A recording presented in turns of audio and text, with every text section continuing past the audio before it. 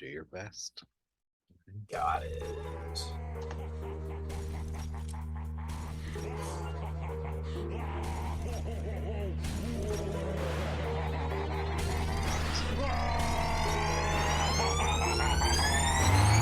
Yeah, we straight chillin', serial killing, pre-cold villains on the mic, got you reeling.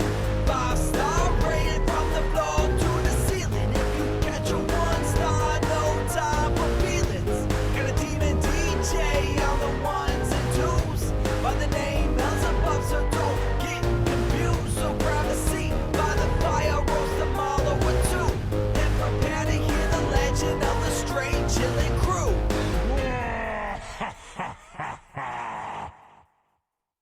What up, nerds, and welcome to another Golden Age episode of Straight Chilling, the weekly horror movie review show where you chill and we kill, slice, dice, and chop up yet another horror movie. My name is Bob. I'll be your host for this evening. This is episode 390, recorded on Sunday, September 25th, 2022. Tonight, we are talking about Ty West's latest film, Pearl. Before we get into it, let me introduce everyone else on the show. First up, calling from Washington, D.C., we got our boy, Randu. What's up, man? How do, buddy? How's it going? Doing pretty well. Talking about a second new Ty West film in 1 year. Man. I can't believe how this thing has shaped up, and I can't believe that there's a third one on its way. So Yeah, it will be less than a year by the time we are reviewing part 3 of this franchise. That is crazy. yeah, that is wild. Good for Ty, making things happen. Good for Ty. Good You for can never have too him. much Ty. You never have too many ties, you know? Next up, calling in from South Korea, we got our boy Soju. What's up, man?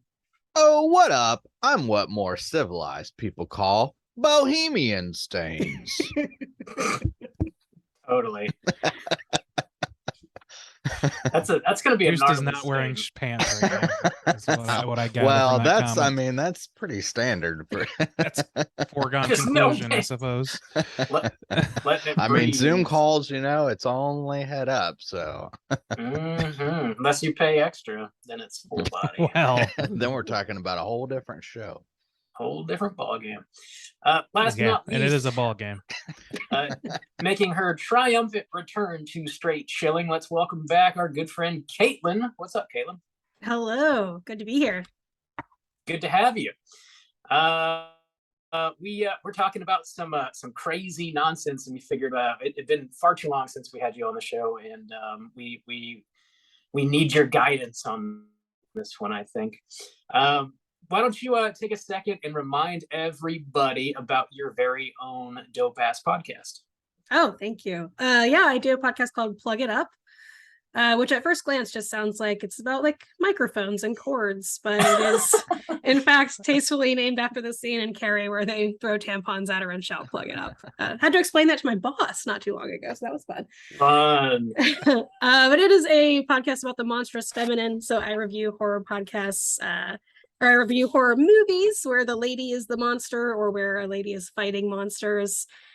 So yeah, it's been a lot of fun. It's been a good year for that kind of stuff. Covering yeah, Barbarian, covering Pearl, so lots of Yeah. good stuff.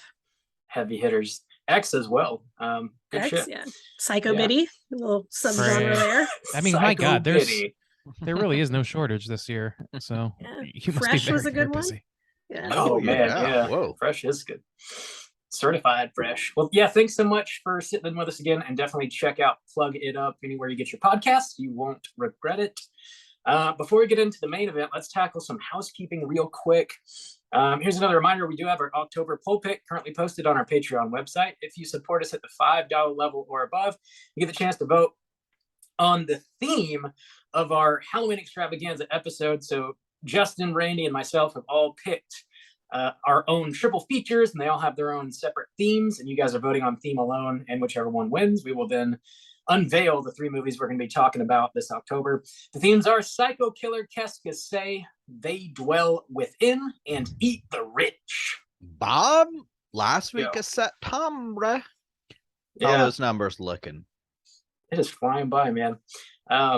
They Dwell Within is still sitting on top with about 50% of the vote. Eat the Rich has about 30%. Psycho Killer, about 20%. Okay. So get your votes in, folks. Halloween's just a few just days around left. the corner. Dude, I know, it's flying, Oh. flying by. Woo. And then we gotta wait a whole another year. That's how time works. That's just, I'm a scientist. Happens every year. Tell us about tides, Bob. Oh man, the sands of time. In other Patreon news, goes by. on. No, we don't need to do that. They don't stop. We're dropping a mini cast every single Friday throughout the month of September and October. So if you support us at the $10 level or above, you get access to a whole back catalog of bonus episodes of Straight Chilling. Last week we dropped one. Justin was talking about what Josiah saw, or what Josiah saw. And then this Friday we're dropping a review on Prey. Whoa, Bob. Whoa. That's a special one because we all got to get on in that one. It's true. It was, yeah. You know, it's quite long, so really I think it's just a regular cast minus just- all yeah, the that's- frills. It pretty much It's is, bo- without all the extra It's segments, bonus yeah. by virtue of paywall only. Yeah. Less kind. Yeah, there you go. So check that out this Friday over on Patreon. Speaking of Patreon, we have a brand new Patreon supporter. We got to give some Oh, shout outs to. Yes. Big thanks to Cheyenne M for signing up on Patreon and showing us some love. We really do appreciate it. Every dollar you guys contribute goes right back into the show. And as is tradition around these here parts, we owe you the Straight Chilling salute. This goes out to Cheyenne. Slap my ass. Slap my Oh, ass, yes. Cheyenne. Slap Justin's ass Preferably specifically. Man. in the ass. Just lay into it, just with everything you got. Ah, damn. Thanks. Thank God we're limited Thank you. liability now. Oh, thank God we're incorporated. So limited. Have to pull some Logan Roy shit to get out of this one. Oof. Oof. In other news, Let's Get Physical Media. We're dropping a brand new show this Tuesday. So at the time of you listening to this, it's already out. If you have any interest in Blu-rays, 4Ks, DVDs, and collecting boutique label stuff specifically, you can find Let's Get Physical Media anywhere you get your podcast. Mikey and I are talking about our August pickups on this most recent episode. And we also announced the winner of our drawing. So we'll be sending some Blu-rays and stuff to the winner of that in the mail very soon. Check it out. Maybe you won if you're listening. Oh, shit. Last but not least, we're doing another Chilloween party on Friday, October 14th. So this is a specific thing we're doing just for Patreon supporters. If you support us at any level, you can join us for this. It's just sort of like a virtual Halloween party. We get together on Zoom, we watch a movie, we play some trivia, and you are definitely encouraged to dress up as well if you would like to do so. And we'll be handing out prizes for whoever wins trivia. And pumpkins. We'll be sending you a pumpkin in the mail, and you can carve that up if you want. No, we're not going to do it. But yeah, mark your calendars again. Friday, October 14th at 9 p.m. Eastern Time. We'll be chilling out, celebrating All Halloween. right. That's all I got. Did I forget anything? Anything you guys want to mention? I don't know. My house is As far as clean. I can tell, you've swept every corner. So here we go. His house is clean. Nice. Let's get into the main event. We're talking about Pearl, and we're kicking it off with the back of the box. What's on the back of the box?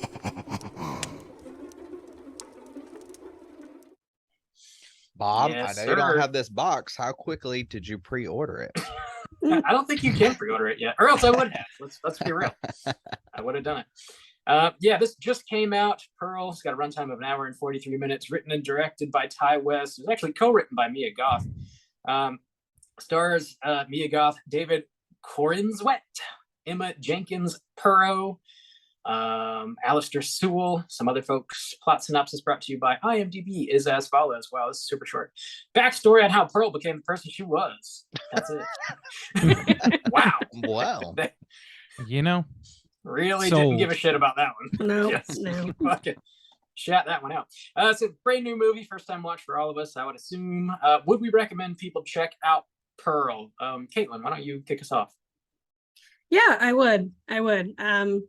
lots to get into this with this one. I would recommend seeing it in theaters if you can. It's very pretty. But yeah, I'll go ahead and say yes. Right on. Juice, what about you? Yes, God, yes. Run there now. Stop listening to this podcast and run to the theater to watch this. I'm Yes. Break Big Lava. laws to get there. I would Limited highly liability. Yeah. So limited. Yes. We're pushing Don't it worry, to the guys. limit. Our liability is pretty limited. Around these parts. All right. Randy, what about you? Yeah, I would generally recommend. I also agree that like this is a good theater watch for sure. If you watched X and had any fun at all, definitely watch this. And if you like, golden era Hollywood, this is a damn good horror movie for you. So Yeah. that's where I'd put it. Tight. Yeah. I would Bob? also recommend checking it out. Yeah. Okay. Hey, I was whoa. gonna, Oh, gonna ask you. oh. Sorry, I didn't mean to jump the gun there. Sorry. Oh man. Check it out in the theater. Yeah, Showtime West Love. He's killing it with these movies, man. I can't wait for Maxine to come out. I had a wild ass theater experience actually. We went to like a 2:00 showing on a Saturday, and we were sitting towards the front, and like there was somebody way up in the top back of the theater, like during the big climax, just started puking everywhere, and like we were like, what is happening? Oh, gross. no. Gross. Was there a popcorn bucket around they could like puke into? Oh man, I don't know. I didn't walk up there to check it out. I just heard it Why not? splattering, so I assumed. Oh god. It probably wasn't going into anything, just hitting the floor. No. Oh, Are you sure you don't exist in a Stephen King short story? Just And someone slow. just puke? Just slowly sliding down the slanted gross. theater Oh, floor. God. It's all Oh, over my God. shoes. Your shoes are just You think that- slowly filling up. You think it was the inspiration for the movie The Blob? Someone Yes, puking in the back of the theater. probably. Had to be. This kid, I guess he was just real fucked up on. He drank too much, or I don't know, took an edible or something, and some patrons like man. helped walk him down the steps, and he was like barely able to stand, and like they sat him down and called an ambulance. And he was fine. He was just Jesus real Christ. fucked up. Started puking everywhere. Damn, So, dude. Oh, Get the man. juice now. stay safe, kids. Oof. Oh boy. Yeah, what? The ambo having to be called for a puke that's no good. I think there is like Biodale. a CYA kind of thing, in Yeah. case he was, You but can yeah, buy our I new recommend- hangover cure on Patreon now. And Head brain over there. They It's one of our totally new work. supplements. $69.69. Guaranteed to Dear get you God. laid too. Yeah, that sounds like an across the board recommendation from everybody. So let's go ahead and drop the spoiler warning and get into the rest of the movie. Here we go.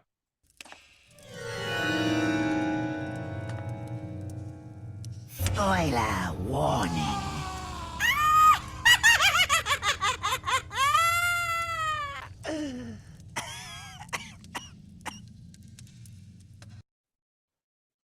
Bob, Cheers. did you Yes. type up this plot synopsis? Yes, I did. Ooh, Thank you for God. asking. Laminated. Wow, you guys are just Yes. Keeping the beat. Bob, do a little Control C, Control V. I gotta get my plot synopsis for Plug It Up. Oh, damn. I'll shoot it over. You can use it. You probably, do a second pass and improve upon it. yeah. You might want Uh, to strike the part that talks about Bob's sweaty balls. It's probably not Yeah, for- necessary in all For formats. some reason, this. That's necessary in to the plot. Come on. Uh-huh. If It you is. say so. If you say so. Yeah, I got it here. In 1918, we find Pearl, a young woman living with her German mother and invalid father on their Texas farmland while her husband's away serving in World War I. She becomes inspired by the movies and decides she wants to be a chorus girl. Pearl befriends a projectionist who takes a liking to her. On her way back home, she passes a cornfield and starts dancing with a scarecrow. While she's fantasizing about her new friend, she ends up masturbating with the scarecrow. She returns to the movies later that night, and the projectionist shows her a stag film he acquired abroad and tells her to follow her dreams. She says she can't because she has to help her family and she wishes they were dead. Pearl's sister-in-law tells her about an audition coming up for dancers in a traveling troupe. She plans to audition, and when her mother finds out, they have a physical altercation resulting in her mother's dress catching fire and her being badly burned. Pearl drags her mother into the basement, and her father watches and leaves. She leaves. She then returns to the movies and has intercourse with the projectionist. He drives her back to the farm in the morning, where he's bothered by her lies and strange behavior. When he tries to leave, she stabs him to death with a pitchfork and pushes his car into the lake, feeding him to a gator. Pearl gets dressed up for the audition and smothers her father to death before she leaves. Pearl auditions but doesn't get the part because she isn't young or blonde enough. Pearl gives a long confession to her sister-in-law about how she resents her husband because he came from money, and how she ended up killing her parents and the projectionist. Pearl forces her sister-in-law to admit she got the job and then chases her down the driveway with an axe, killing her. Pearl feeds her corpse to the alligator and decides to make the best of what she has, just like her mother told her, and stay on the farm. She cleans up the house, makes it nice for when her husband returns from war. When he does, he's horrified to find Pearl's parents' corpses seated at the dinner table around a rotting pig. Pearl finally greets him with a very forced and painful smile, followed by some tears rolling down her cheeks. Roll them credits. Holy shnikes. Whoa. What a movie. Wow. What a movie. So I Yeah. have a question. Yeah. Just to start us off, because I haven't seen X since theaters. Has anybody reviewed it recently? No, I don't not think it's since been April released. or whatever. Yeah. Well, then I'll depend on your memories anyway. So what was the line? Like, Pearl gave a whole little talk about her past. It wasn't like in great detail. Obviously, we got a lot more detail here, but I was curious what she said about her mother, because I don't really remember that specific bit. Did her mother was she also like a performer at one point, but she had like become devoutly religious and turned her back on it or something like that? I can't remember that. I don't remember Honestly. that at all. Yeah. Okay, maybe I'm making that part up in my head, because there's that image that they start with. They show in both X and in this movie of what I thought was Pearl dancing in a black and white photo or whatever, dancing outside or something like that. But it may have been her mother, and I'm just misremembering that. Anyway, since none of us know, we'll just That'll be move the forward as fourth if I never installment asked that from question. Ty West about Pearl's Yeah. mother. So The grandmother. Yeah. Yeah. I remember that scene, but I can't remember the details of it.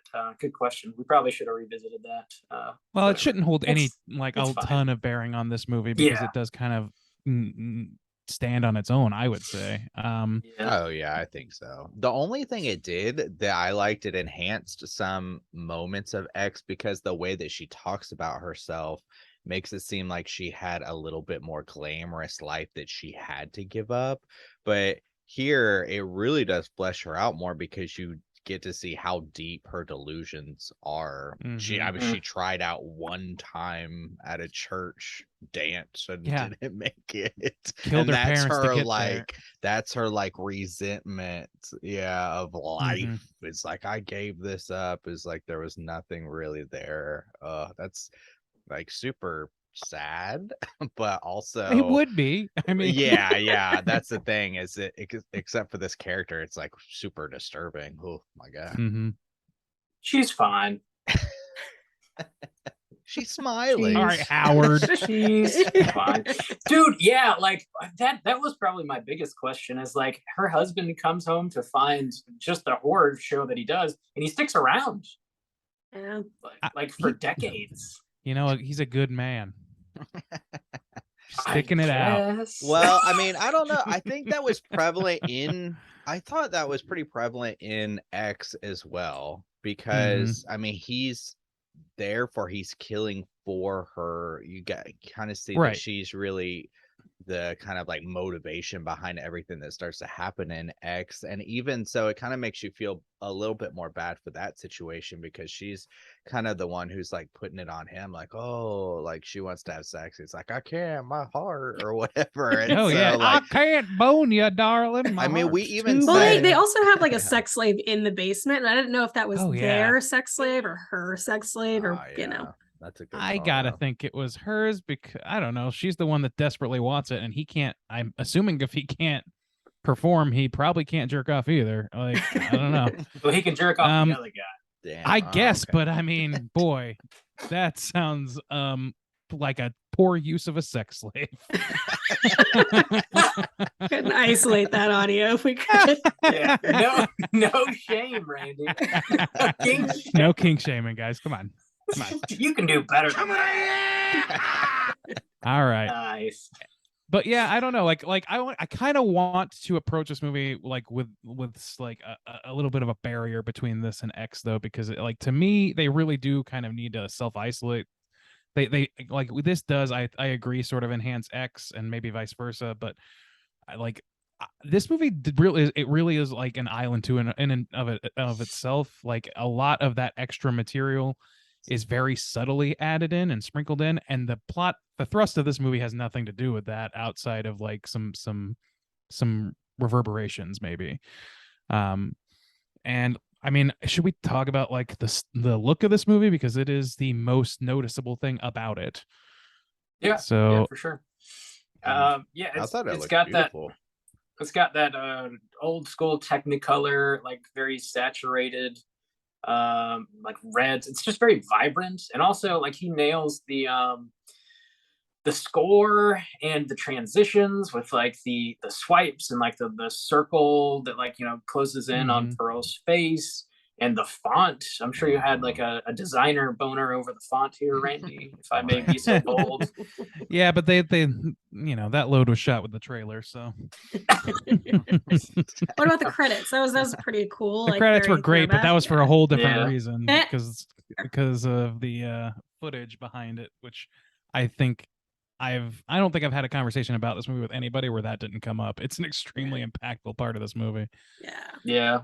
Yeah, that was just shot off the cuff, and like I guess they didn't know exactly where they were gonna put that, and then they landed on using it at the very end. And like, damn, what a striking image to end the movie on.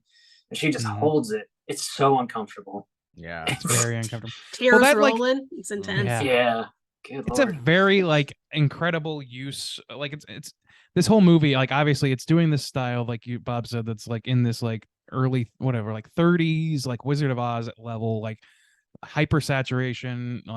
Even the performances, the wipes, everything about it is tailored to that era of film.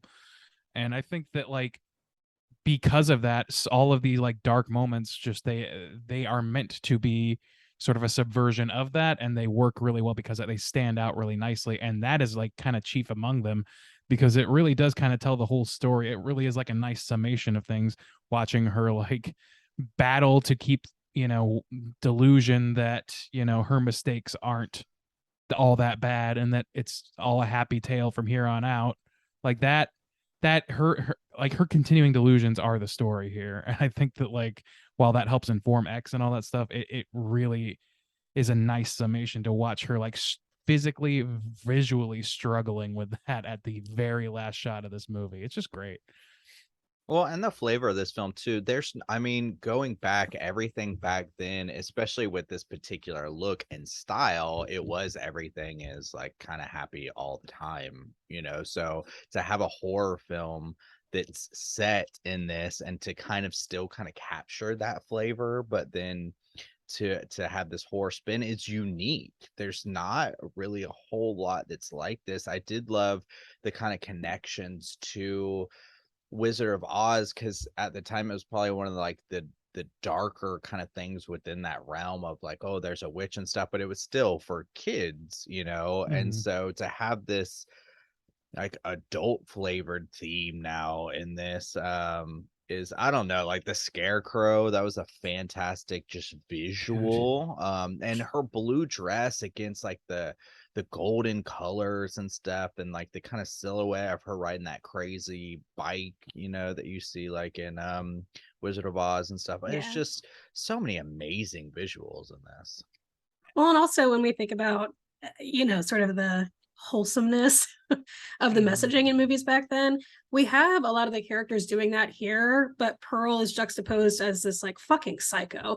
Like the projectionist is like, follow your dreams, toots, it'll be great. And she's like, yeah, if only they were dead. And it's just like so straight. And it's like, she's just so starkly scary compared to that. Or like how, she's like, talking about like, I can't wait, daddy, I'm gonna be a star, and her dad, who is like in just tremendous pain, like in the bath with her, not in the tub with her, but just like all of these moments or this dialogue of sort of just like hopefulness and I don't know, starry-eyed, and it's just come with Pearl there being awful. I love that. Yeah, it's like a Yeah. weird, like Darla Dimple, like this fucking, like her whole character is like it's a caustic mixture of a lack of empathy and naivety, like where it's like bound to end in some sort of rage, fiery sort of situation. At least in other movies, you've seen it happen that way, and like I think that Mia plays that really like considering the kind of acting she's asked to do fairly subtly up until like the actual action, the actual thrust of those things start to happen. um but yeah, like I want to go back to like the Wizard of Ozness of all this, because it is very obvious that that was a primary source of visual inspiration for this, Yeah. because of like you like even the dirt road that they travel is almost a yellow brick road. It has the color of a yellow brick road, all that shit. And then, like that, we've seen we grew up in the 90s, like like we've seen people do Well, dark some of takes us on did. Wizard of Oz. Yeah, I understand the joke. Um like we've seen like, oh, every kid's property that's like squeaky clean, it's so fun to subvert that and all that stuff. But we haven't seen that for a little bit, and I think that that's because like all the people who would have been children around the time, or like would have I had the strongest connection because it would have been more modern to them as a child, like through the baby boomer era and all that stuff, all the way through where that became a big deal. Wizard of Oz as sort of like a cultural touchstone, more so than even just like a very successful movie. Like everybody knows what this is now, but to those people, like there's an edge of nostalgia to it that we don't necessarily possess on our own. So to Mhm. pull that back out, I think that it's like people are nostalgic now for like the 90s and for maybe like the 80s, maybe some of the 70s, but not going back quite that far. So it's kind of a deep pull for them to pull that very specific piece of anachronism out of the past and put it back on stage here. And it's largely because of its cultural level of notoriety. But I don't know, I think that's interesting. I think that's why it feels so unique, is what I was trying to get to, is because we're not seeing a ton of like that era represented in film, even in nostalgic terms. Well, Nor do that's we get a lot of Technicolor horror, just in general. yeah, I was gonna say if it had been done in a different time, it would have been edgier or something. Like, I mean, to capture the actual look of this and to make it horror, I think is one of the big differences too. It's not trying to make an edgy, Yeah. Wizard of Oz and make it Yeah. fresh. It's And see, like, taking the era and capturing it, which is what we praised him for Mhm. X. Like Exactly, we were saying, like exactly. this could be a Texas Chainsaw Massacre sequel, and it would be the best one if they just implanted Leatherface into here, because he captures it so well. And he's doing the same Mhm. thing where he's going back to the time, he's saying like what made this work from a visual standpoint, from a like storytelling standpoint, and he's like setting his solid foundation and then Mhm. investing, like we said, in the characters. This is a fantastic character study. Like it shows off the time to her isolatedness, back in the day, even the mom talking about like the opinions of Germans, and we have to kind of like stay out of town, they don't have much money anyways, and that feeds into her just like not knowing shit. Like she's like constantly questioning, like, am I weird, am I normal, like what's going on, and comparing herself to the girl with the nice dresses. The girl shows up with the clothes and stuff, comparing herself to that. Like it captures that era so well through so many different elements. Yeah, I Yeah. know you can like feel how much Ty West loves movies every time you watch one, because he's able to like break down whatever subgenre or time period that he's like working in, and he nails it so perfectly. He's like a chameleon, man. It seems like he really can't miss. And I Well, don't love say that shit. well, yeah, knock on wood, knock on wood. Oh god, I love the juxtaposition of the like bright colors and the way the like melodrama that he maintains here, but then just like throws in these truly like gruesome, horrific like visuals and dialogue, and it's just like such an uncomfortable movie to watch in that way. The Wizard of Oz stuff, man, is really like laid on fairly thick, with like her staying on a farm with her parents, wanting to get away and experience a new place, and she sort of tries to do that, and then circles back and ultimately decides to stay at home because there's no place like home or whatever. her going to get like medicine for her uncle or father, like on a bike. Like it's just a lot of parallels to it. It's just like it's so well thought out. And to think that this movie was written in 2 weeks when they were quarantining in New Zealand to make X and just didn't have anything else to do. And so they're like, well, fuck, let's write another movie. And then A24 greenlighting it is insane, but they did before X was first A24 franchise. Yeah. Is it? I think so. Okay. I think you're right. Damn, hell of a way to kick that off. I know. Yeah, very like backdoor sequel here. Well, one of the few good things to come out of COVID, A24 franchise. Well, and also too, in the short period that we have been delivered this, and all of a sudden this iconic character, man, got to such a good job in this, and there's so many now iconic scenes. That one thing I've been saying over and over this year is there's been a lot of good stuff, a lot, but nothing that I really felt like that's a classic, like that's an instant classic. And as soon as the credits were rolling on that, I was like, that's it, it's right there, because this character has now like been fleshed out. And yeah, X is, and I already thought X was really good, already kind of top of my list for this year. But to now like have the performances like of her sitting at that table and her giving that monologue, and to have that like depth of a character now to become a horror icon, I was just like blown away by this film in that sense. And I was like, wow, how crazy for horror and like this franchise and this character to just be like, just develop so quickly. We're just like giving it and it's like all there. And I think it's like, boom, like it was that kind of instant classic I was kind of waiting for this year, honestly. I love her as a monstrous femme sort of figure. I love that we get to see her in sort of the psycho biddy subgenre in X, and where she's older and dealing with that, and when she's young and full of rage. And we also get a little bit of monstrous motherhood with the mom who, at first I was like, God, this mom is so mean. Like she's just really riding her. But the mom at one point in the big fight is like, something is wrong with you. And it's at that point that I'm like, yeah, something is wrong with Pearl. Like there's something here that, the mom knows that we don't know. Something is wrong with her. And she just develops into this fucking horrific figure. I don't know. I love that she's this new villain that we have. Actually, that's a great point too. Like it's something I didn't think of until just this moment. I was in my head comparing her to Carrie and the relationship between Carrie's mother and Carrie and Pearl and her mother. And it's like it kind of starts with the same root. Do you know what I mean? Where it's like this, or at least the movie seems to be intimating towards her being a repressed youth who with bigger dreams, who's got under the thumb of a strict parental figure, who is hyper religious and like it has no love to spare for her child and all that stuff. That is the story of Carrie, except Carrie is something of a decent human being who is pushed beyond her limits, and Pearl is a person who will do anything to reach what she wants. She's a selfish person. And I think that, like, I don't know, I just like thinking about those two in comparison with each other. And just Justin, to your point, like I see what you're saying about Pearl as like an iconic figure now because of this movie, but I think a lot of that might have to do with the visual as well, as much as anything to do with the character. Because the thing is, like in the first movie, she was a largely off-screen villain who had kind of like I've talked about this before. In animation, they have like.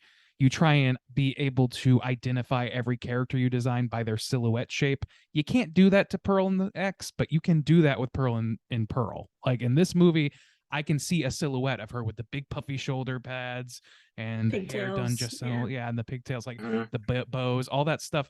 She has an iconic look now to match a somewhat iconic performance for that character. So I think that that's going a long way to what you're saying, because I don't think there's a whole lot of like horror icons that reach the level of what I think you're talking about, but without some sort of iconic thing about them. A hockey mask, a fucking burnt face and fedora, and a sweater in a certain way. All these things, these are visual cues that you can like make a fucking Funko Pop out of this thing and it's instantly recognizable to people.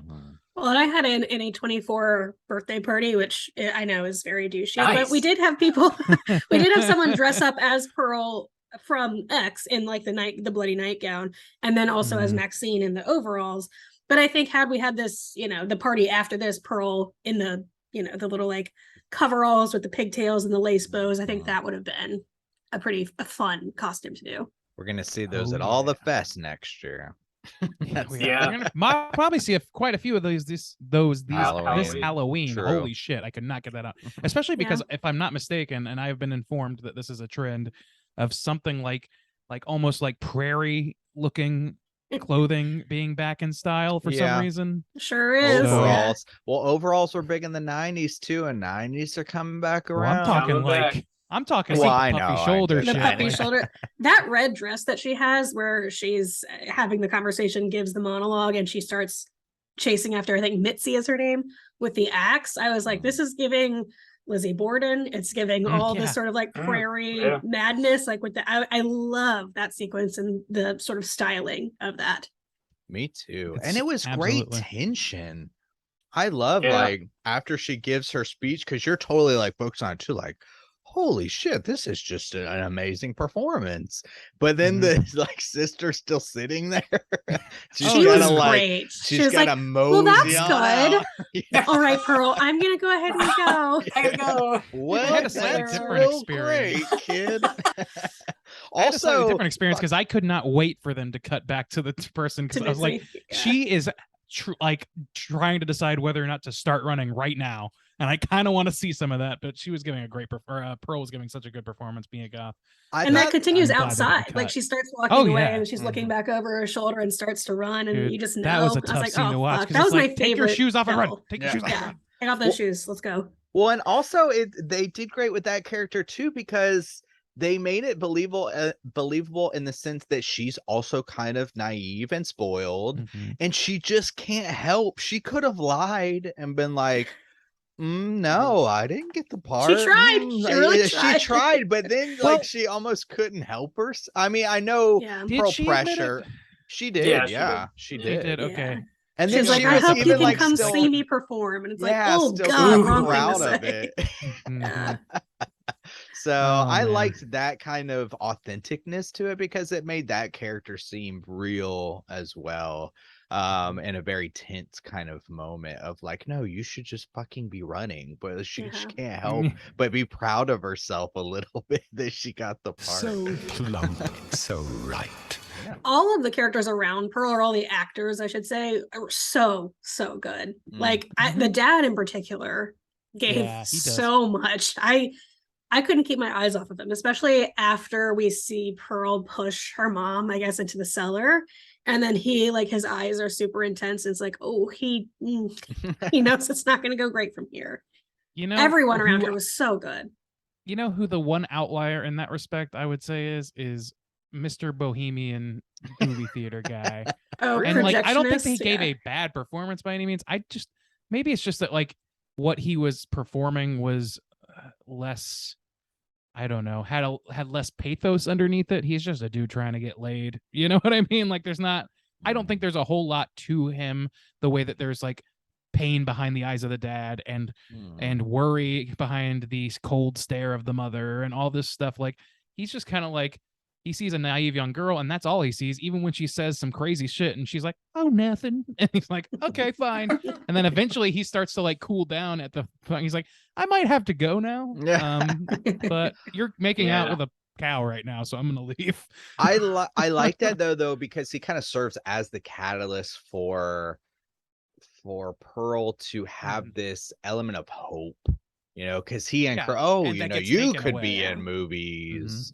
Yeah, and she needs, she feels that, she wants that, but to have somebody else, especially somebody who's like sexually interested in her, to tell her, you're beautiful, you're young, you shouldn't waste your life here. He is the push that she needs. She already has the psychosis there, which her mother recognizes, but he really is the push that she needs to say like, yeah, I'm gonna get the fuck out of here, because it's not her dream. She does say like, oh, I want to perform in front of people, but it's not her dream to go to Europe until that guy says, I'll take you to Europe. And then all of a sudden that's what she spouts to everyone, like, I'm going to Europe, it's like, that was never her dream, that came from him. And so I love You're that absolutely right. he's that element.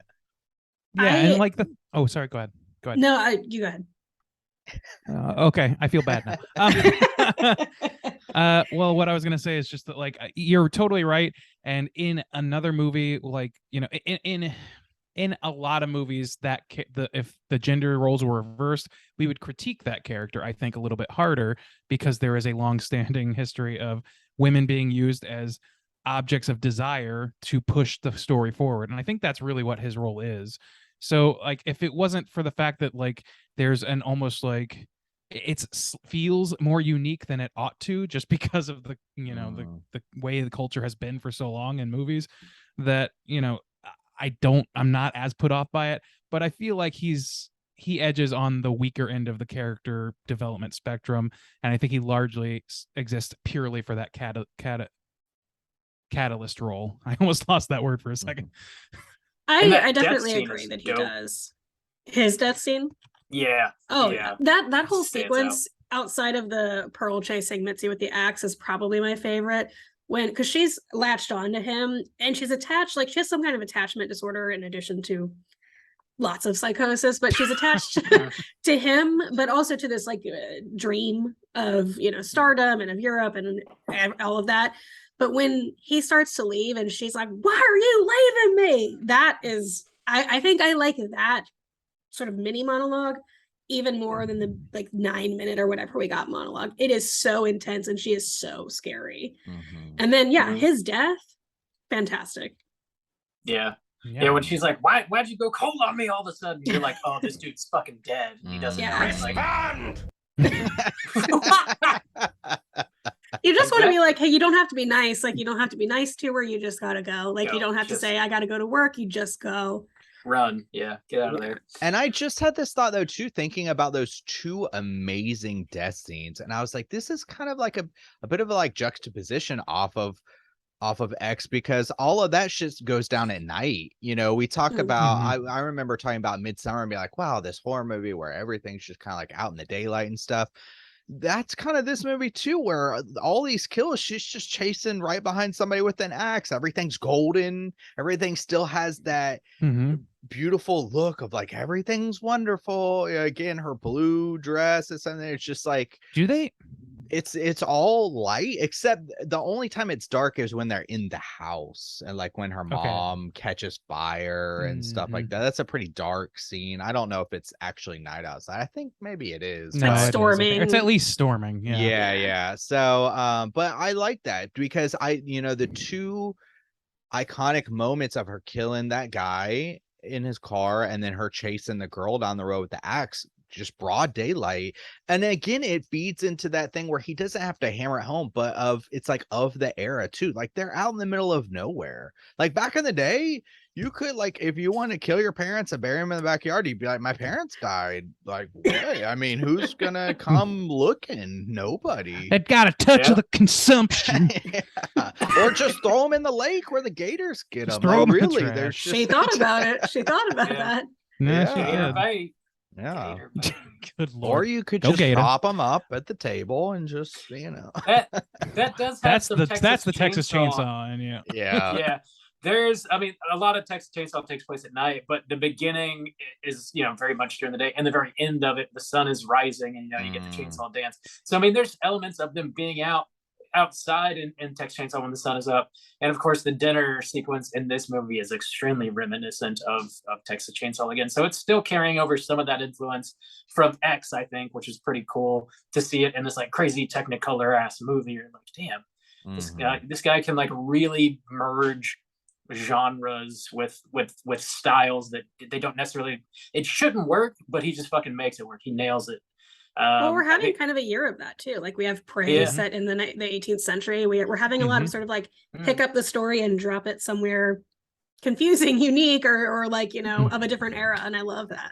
And an absolute commitment to it too, and especially in Ty's case. So it makes me wonder if, like, the way you guys just described, like, or Juice maybe, it would, like, describe the light versus dark in X and this, like, I feel like it would be pretty incredible if the Maxine film was, like, basically pitch black, like the entire fucking movie. Like, you know what I mean? They would, as sort of like a progression of visual style. But I don't know what the thing is. It also bright needs to neons. Maybe, Yeah. maybe it's I'm that, sure it'll be where 80s it's because like, wasn't yeah, X 79 or what 69? I can't remember. it was 70s, I think, but I don't know Okay. what exact year. But yeah, it could easily be that. I think it's like set 15 years later. That actually would make a lot of sense, and that gives another era of tropes to play with, as Ty Mhm. West has done twice in a row. If he fails to do that, then I'll be a little upset, because like that's kind Uh-oh. of like the core conceit of this whole thing. But yeah, I don't know. I just think that that's really fucking interesting, that like comparing the transition to a darker film, but not a fully dark film in X, and kind of like retroactively, I guess. I don't know. Yeah. Fascinating shit. I would say, like, though, that one, I wasn't sure how much I loved this movie until we like when the credits hit, I was convinced. You know what I mean? Like, I was, yeah, like that monologue is really what, like, okay, there's no turning back. This is a great horror movie to me.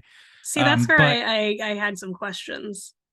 really, because I was gonna Yeah. say, like, it kind of lulled me a little bit in the middle. I was like, I don't know, is this just gonna like squander out? Is this gonna like lead anywhere interesting, or is it just going to go where we know it's going and that's it?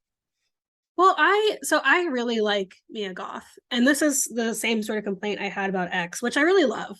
To be fair, I love both of these movies, but I already like Mia Goth, and I feel like Ty West is like, love Mia Goth, and I'm like, I already do, dude. Like, I like Mia Goth, and having for me the double casting of Mia Goth as Pearl and Maxine in X was a little gimmicky. I know that, for that reason we got Mia Goth as Pearl in this prequel, but we could have done that even if she hadn't played both characters in X, I think. So it was like a little gimmicky, and I was like, dude, like I get it. I like Mia Goth. This is now a Mia Goth showcase because she's playing two roles, and like that's distracting me. It took me out of the movie pretty significantly. And the monologue, which I didn't look at it, but I think it was like 8-9 minutes. It's really, It's 9 really minutes, long. yeah.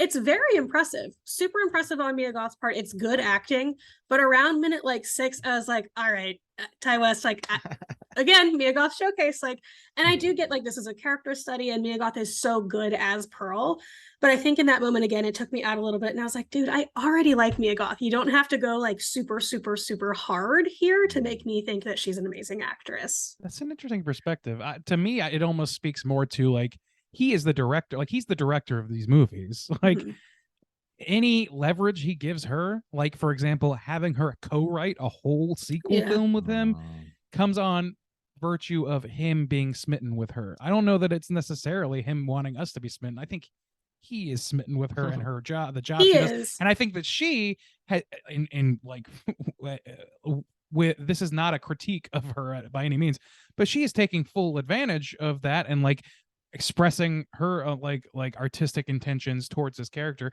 It's clear to me that they bonded over the talk over this character in the first movie, and that's what led to Pearl existing in the first place. So for sure, and that's the what makes amount it so that he significant. gives, right, and the amount of like, I don't know, the fact that he gave up that much control to one of his actors rather than, just, use it as a muse and then carry forward. I think he did a lot of that, obviously, because acting is acting and directing is directing. But obviously, like, she had a lot of sway in the second movie because he saw the value of doing that. So I got to think that has a lot to do with him wanting to almost like just wanting to, like, liking her as an artistic partner and wanting to explore that, which is, to me, it makes it kind of understandable why there's so much, like, why a 9-minute monologue from an actor's actor would make sense in her own writing. Well, and I see his appreciation for her, but I think and I don't know, it might just be a me thing. It just pulled me out a little bit because I was like, okay, like tighten it up just a little bit. And like, I already think she's great. You've sold me. But when we have this like just huge expanse of looking at her face, which is gorgeous, she's a wonderful person. But it took me out a little bit. So that was like my only complaint. What took me out of it was when the kid started puking right in the middle of the monologue. Is that when he puked? Yeah. Oh no, really? No. Yeah. Worst So timing. Mia Goth cast a spell on me. So I gotta watch it again. So I was going to touch on the idea of X, and one of the things that kind of also pulled me out is similar kind of reasons, but different reasoning, I think, was I commented on it before. At the time of watching it, I didn't know Mia Goth was Pearl in X, but I knew that something was off because of the makeup and the way that it didn't quite look good enough. And so I kept questioning, like, who is that? So once I found out, I really liked the element because of the theme of the obsession of yourself, where she literally is herself obsessing over herself. And I thought, like, wow, that's super clever. But the craft is what technically took me out. So what I kind of like about this is this, like, to me in X, Maxine is fine, but it's almost kind of like a bit of an Evil Dead situation where I didn't necessarily think like Maxine was the star, except that she has a couple lines where like I have the X Factor or whatever. But in the context of the movie, I didn't think Maxine as a character was anything particularly like super special, except that we follow her a lot. But in Pearl, I was just absolutely just mesmerized by this character. Like she steals the scene every time in so many different ways. And so in that is kind of like, I'm glad that she was able to have that, because I didn't really feel she got that in Maxine, where it was spread out more amongst some other performances. And it was too more about this twist of like, it's the old lady. Whereas this, I felt like at least she really got to show off those kind of like acting chops, and like it paid off well for me. Yeah. Like, yeah, I agree. I feel like Pearl is far more of a showcase than X ever was for Mia Goth, like just de facto by the very nature of it. But I don't know. I feel like I don't know. I kind of lost the thread on what I was going for there, but you know, No worries. it's Movie just a good. normal, movie Yeah, good. Yeah, pretty much. Movie I- good. I know where I was going. I'm so sorry. Time has passed. Yeah, it's coming back around. All things return. There's something like I could see an argument to be made about this movie in particular, that it is overly self-indulgent on Mia Goth's part, even more so than even Ty West. If she did not perform as well as she did, I think that's exactly where I would have naturally slid into, because this movie just like this is an unneeded sequel to a pretty decent movie that takes some big ass swings, hangs everything on her acting prowess and on the acting around her, as well as like the story writing. I could just see like there's so many ways this could have gone and gone horribly awry, and the fact that we are able to look at this not as like hyper pretentious nonsense speaks volumes for it, honestly. Yeah. I don't know, I just wanted to bring that up because like it's co-written by, starring like as a character study, like one of like 5 characters in the movie, and like multiple badass monologues. Like this could easily be somebody just trying to flesh out their reel, you know? So It's not a Sherry Moon zombie situation. Ooh. She's earned Ooh. it. No Alright. offense. There's Alright. let's throw the offense out there. we have a let's just, Hey, be offended. Fuck you.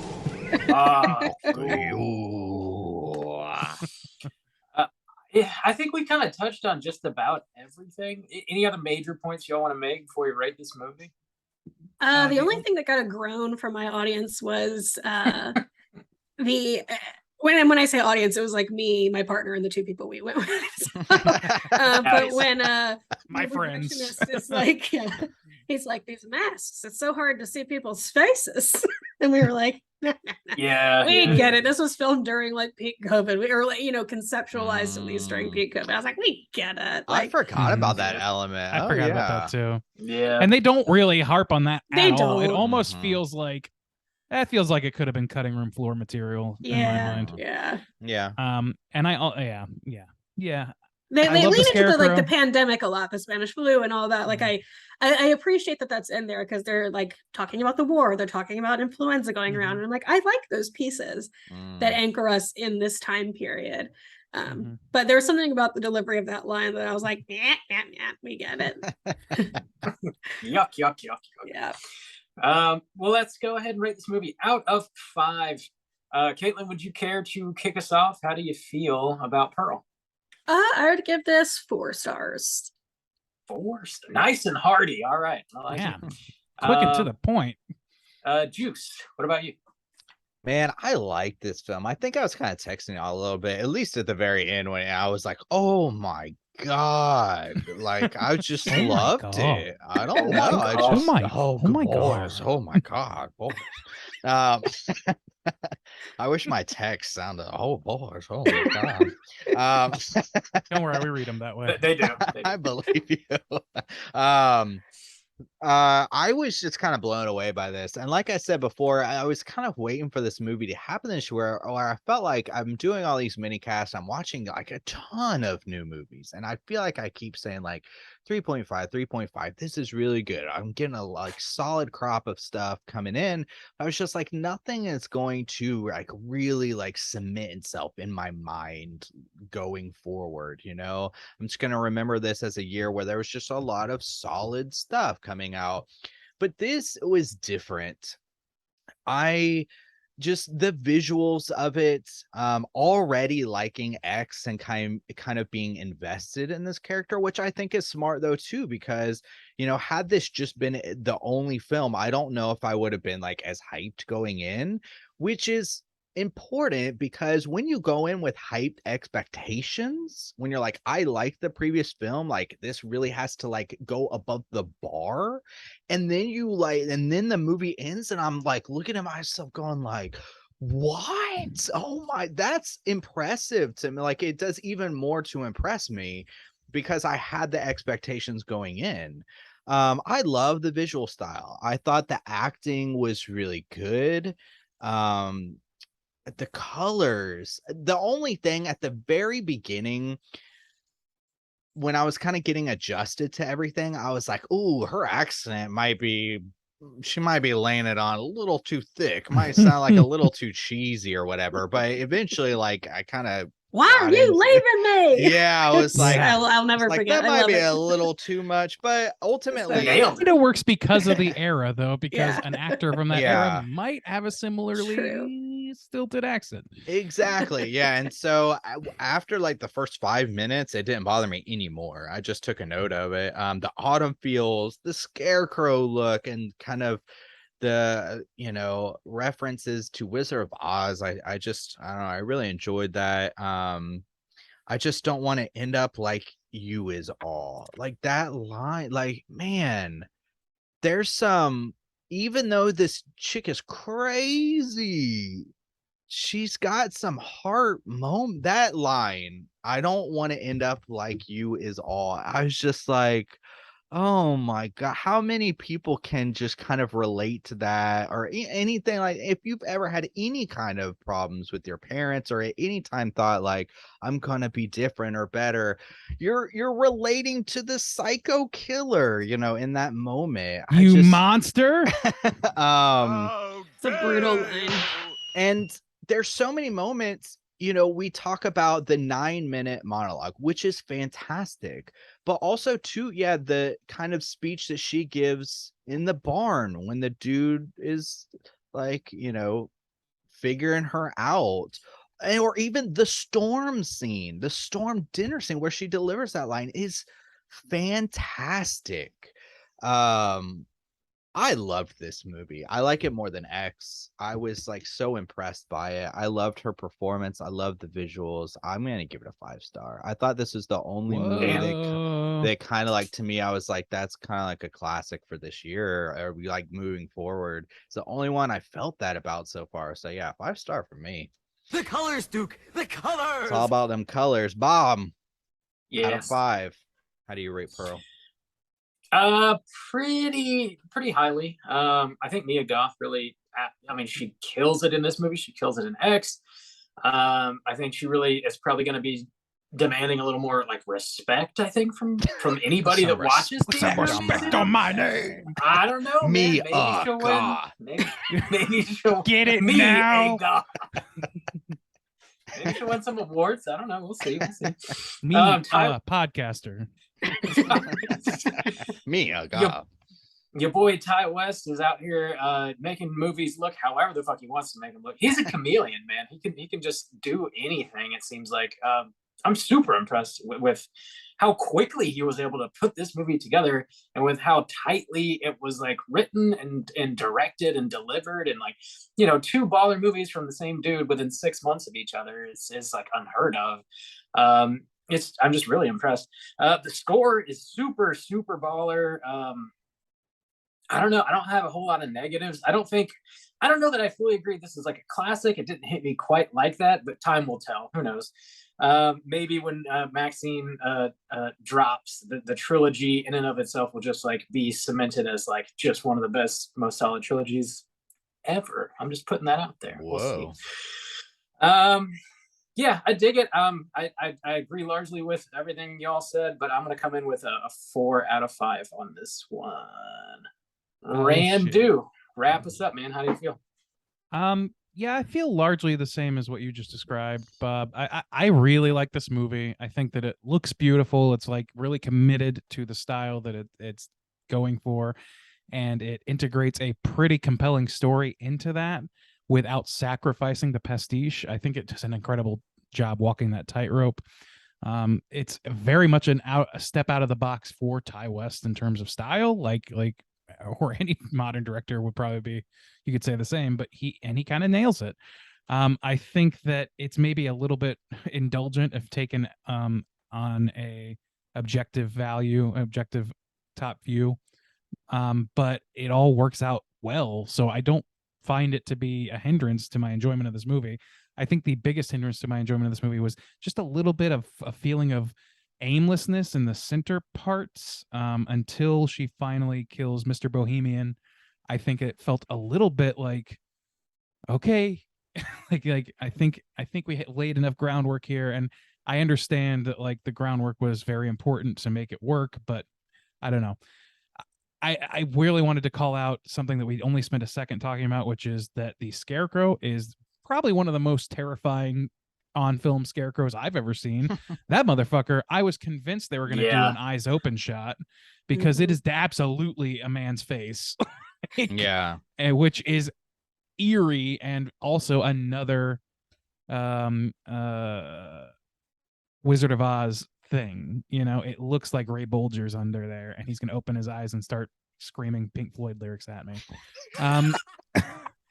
It's a fucking incredible, it's an achievement of a movie, I think. Money. But I also like those negatives are in there, I think, for me.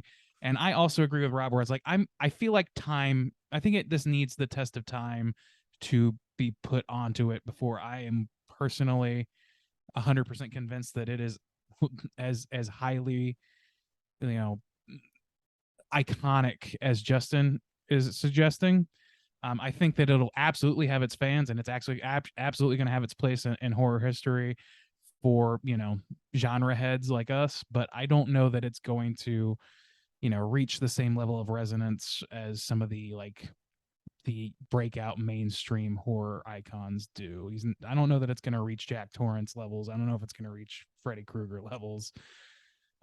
But I think it's going to be a pretty heavy duty following, and well-deserved. And I hope that with time, my affection towards it grows into what you describe.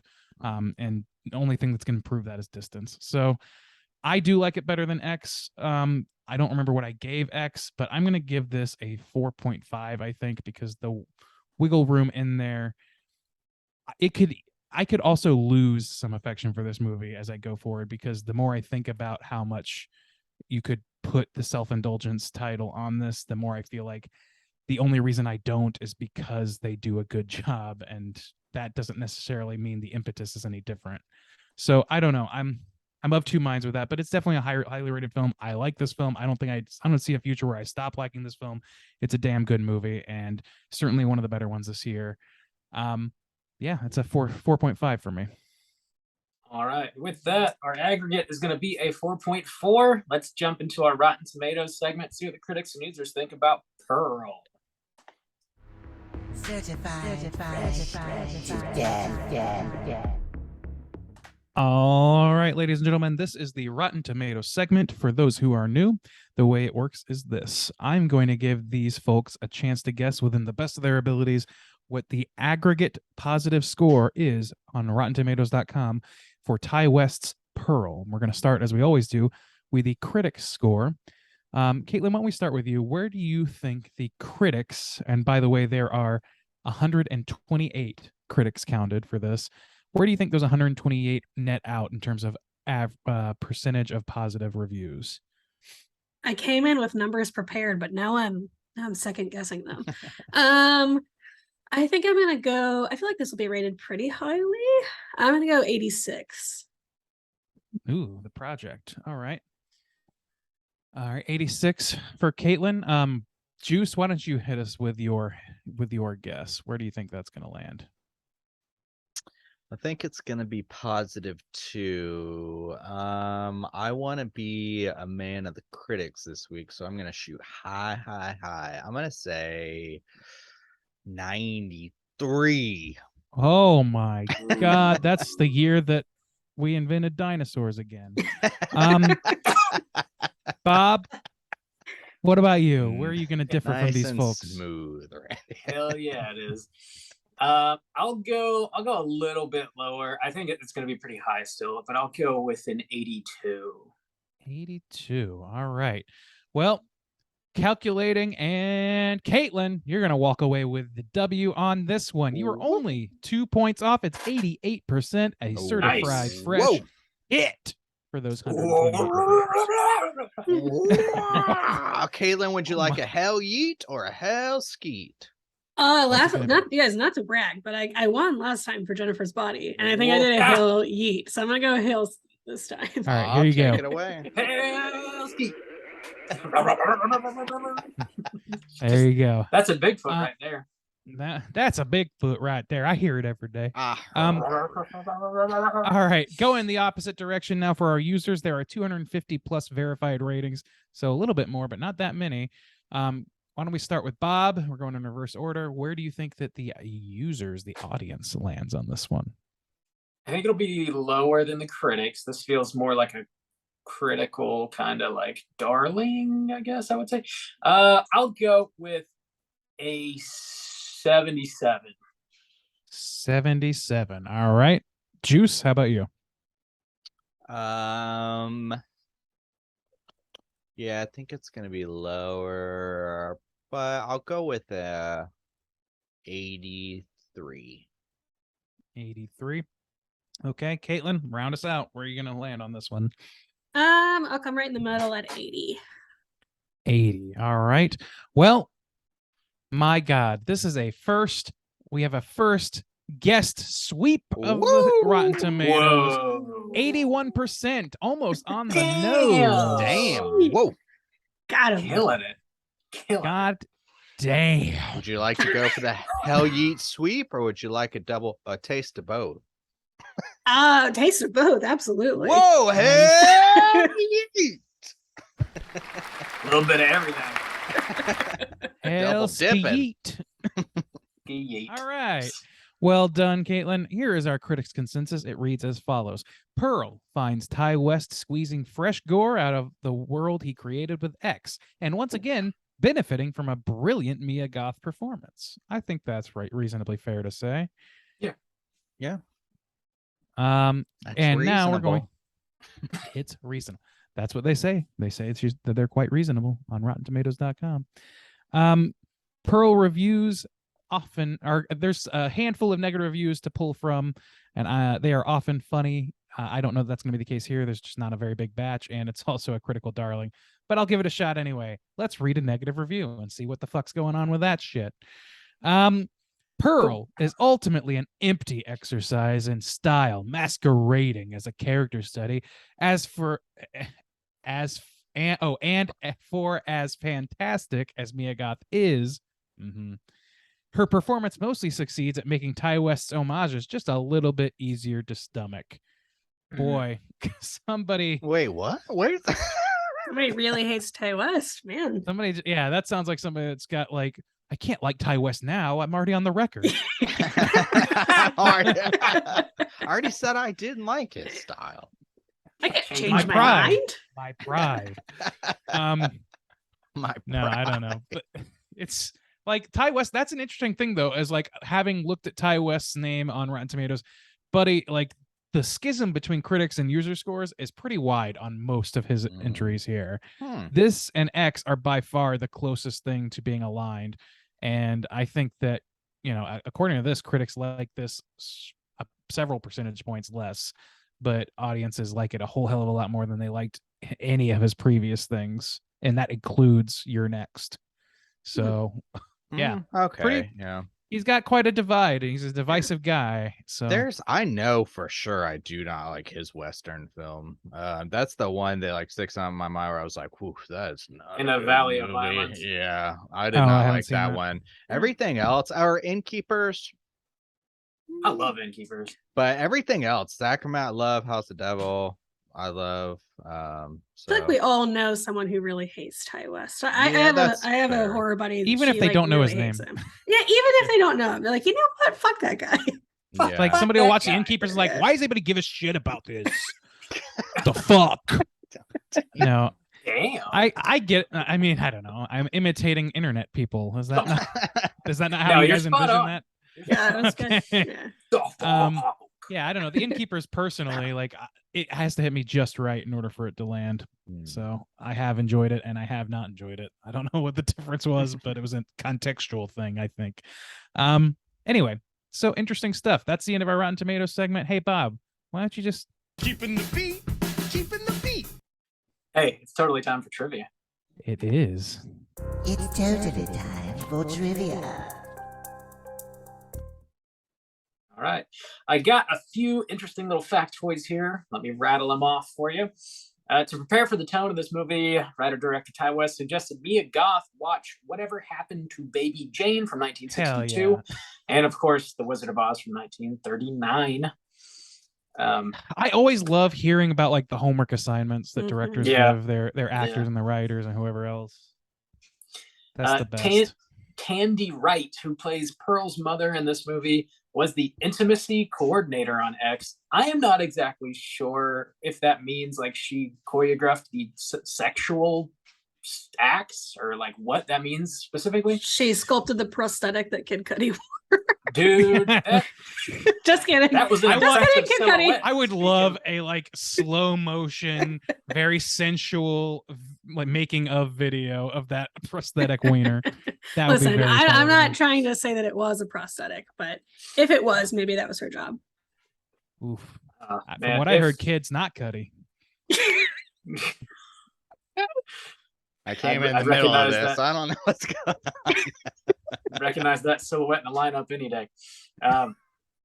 Tandy Wright learned German to prepare for this role in a hurry, obviously, and because she was so convincing with her accent, she fooled 2 German members of the crew. Damn. Wow. That's good. Yeah. That's the mom actress? Yeah, The mother? yeah. Okay. She Yeah, is she on did a that great job. I never Duolingo. clocked it. Yeah. Yeah, I guess she- she also sterling compared to the accent being put forth by Mia. So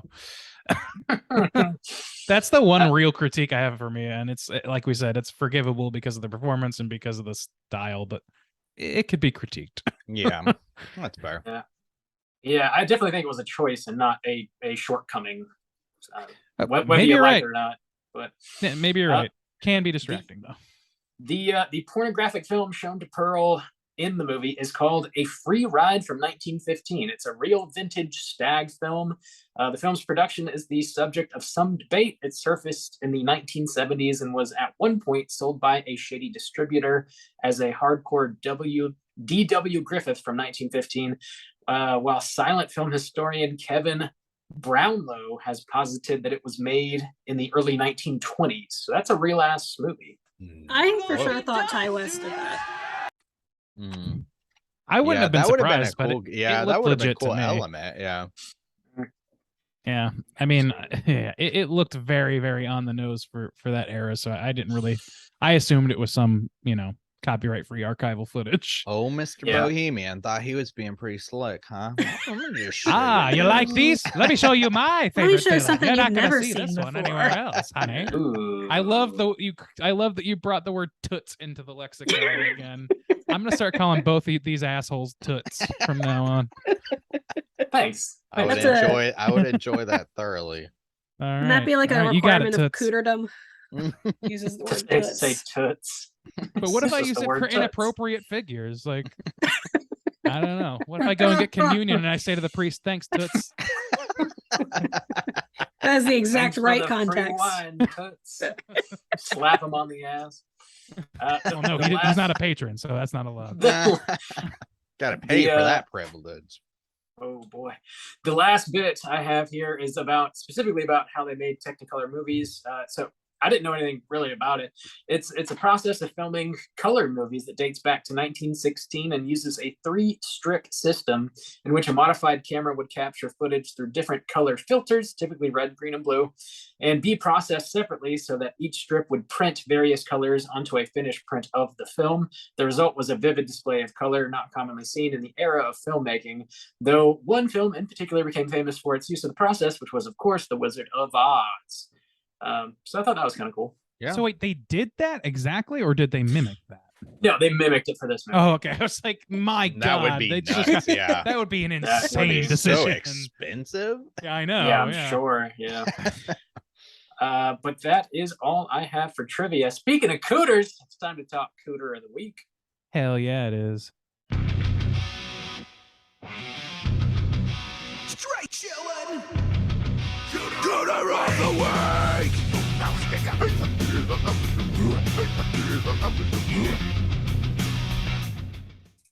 Juice, what is a cooter and why do we hunt them? Oh, Cooter's character type and a straight chillin' exclusive. Cooter must hit 3 of these 5 points to be considered a cooter, but we want the cooter with the most points. The 5 points of cooterdom are sexual deviance, manipulation, smug arrogance, overall look and attire, and overall patheticness. Who are we taking to cooter court this week? Scarecrow. Taking advantage of a He would- young girl. You should be ashamed. He was begging for it. Did you see what he was wearing? Oh my God. He had it Top coming, hat. so. He really had a come hither top hat on.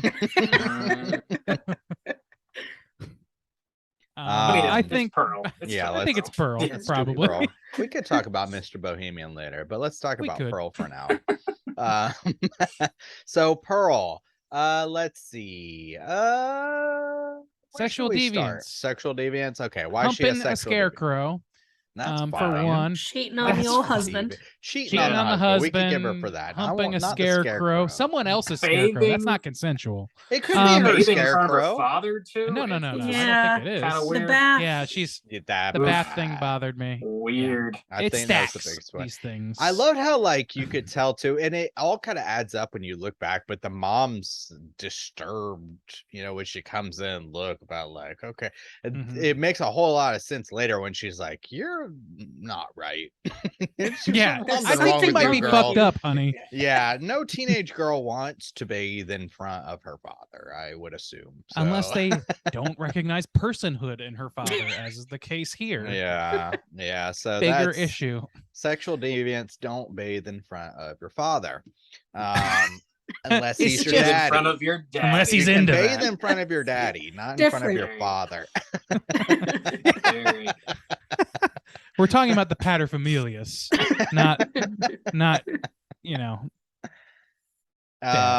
Pathetic. I don't know where to go with it- that. As sad as it is, I would give her the patheticness of like putting Oh, it so is. much importance on this. And then also, I mean, if you wanted to tie into the elements of X, the way she talks about it as if it's something bigger and important, but even just like her the little heaving freak sobs out. after Like, after not getting the part. yeah, are like I need little her. Like, pathetic. no, it's like it's sad, but also when she's killing people, you're like, okay, that's pathetic. Yeah, it's exactly like if she Uh-huh. had like dealt with it like everybody deals with the naive dreams Mhm. swallowing up by some bad event or something, like your first taste of rejection, that sort of thing. Like that's fine. That is Mhm. human nature Sure, to be yeah. upset about that. Even the heavy sobbing, I don't mind.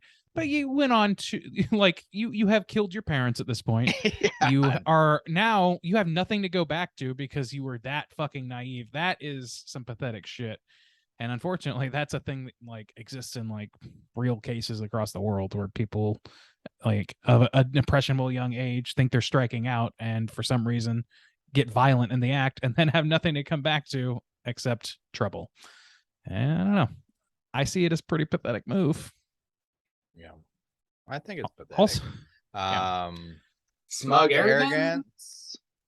I don't think there's well, no, actually, It's gotta be me. She It's gotta be deludes me. herself into thinking yeah. she's a star the whole movie. Mhm. Quote, I'm a star. I'm a star. I mean, Star. I'm a star. Yeah.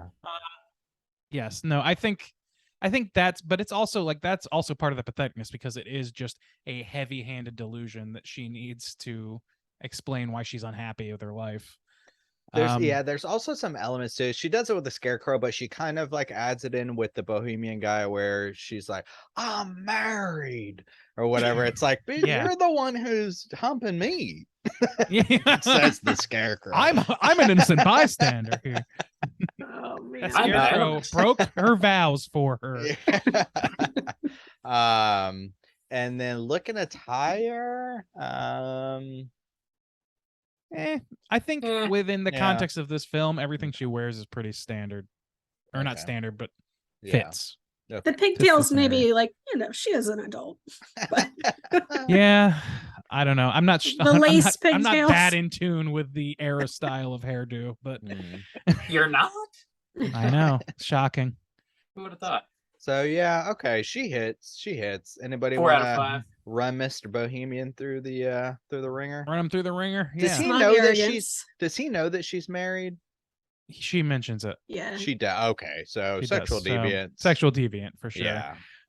Also, like at least for his era, certainly sexually deviant because he's passing around stag films and shit. But that's true. that's a matter of interpretation for the era, I guess. Yeah. Smug because he's like, babe, you know about Europe? Yeah, Yeah, It's exactly. like, fuck I've off. never heard of this place called. Yeah, I'm You what know you about might call Europe? a bohemian. Yeah, I'm a- dude, smug Yeah. arrogance. No house. You know, some people might call I me sleep in a back room, bohemian. baby. Do you live here? Hey, you live here? It's I love it. I'm not a tramp. I'm a bohemian. That's I want that on my fucking True. gravestone. This is my boy Um, Randy the Tramp. aka Bohemian. Let's see. Looking at Tyre, I think he looks pretty dapper. He pulls that off. He's got Yeah. a con man's level of dapperness. Pathetic, not so much, I guess. Like it's a little I don't know. I think that he really like I don't know.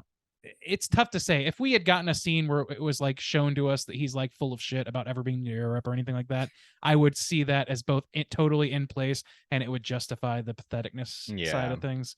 But they didn't really give us that. We're just left to assume that he was being honest about all that.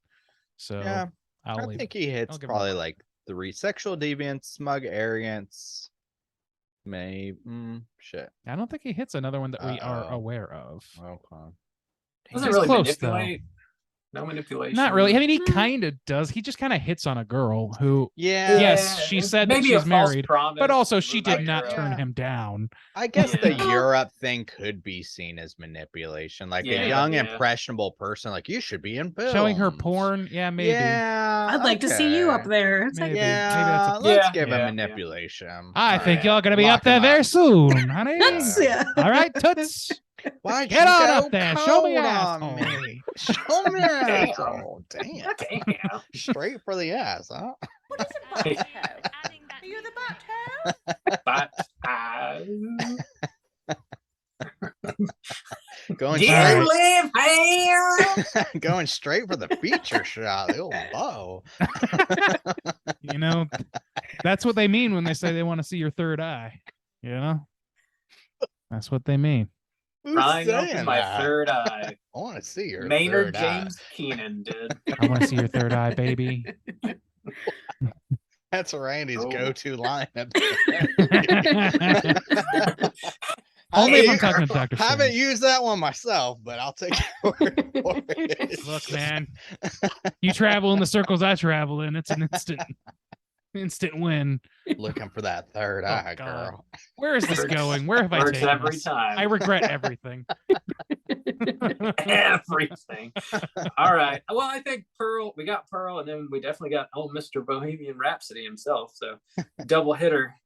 All right. That's got to be it though. There's really like the parents aren't really gonna hit. I don't think. I don't think so. The crocodile doesn't hit. So yeah, I think we Howard got hits patheticness, but that's Beta. about it.